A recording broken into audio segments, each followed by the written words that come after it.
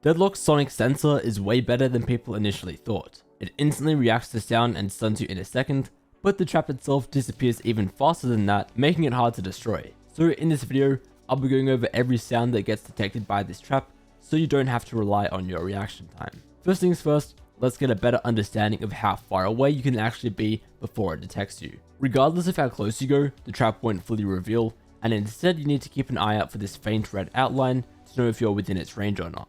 It also makes a fairly loud sound, only if you're in range, so take a listen to that.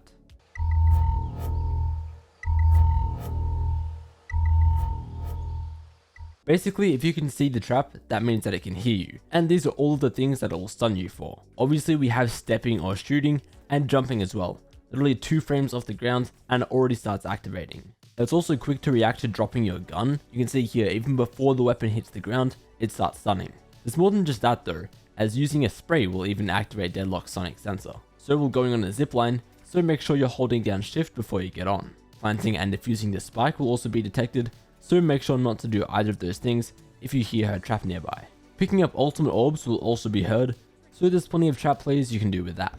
Also, the sonic sensor is able to both hear and stun you through walls. This spot right here probably isn't the most realistic example, but just to show you that it works. What you could realistically do in a game though, is put the sensor right here in tree on Lotus, and then if an enemy goes to pick up the ultimate orb, they'll get stunned.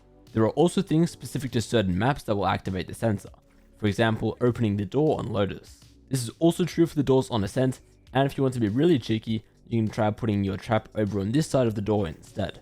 It will also work really well with the teleporters on Bind. Even if you're shift walking through the door, as soon as you open it, you're stunned. Now I went through every single ability to determine which one to activate the sonic sensor, and thankfully it's not too many of them. Yoru's clone will be successful in baiting out this trap, and you can safely TP near it without any concerns. However, if you're inside your ultimate and running around or jumping, it will actually activate, so be careful doing this if there are teammates nearby.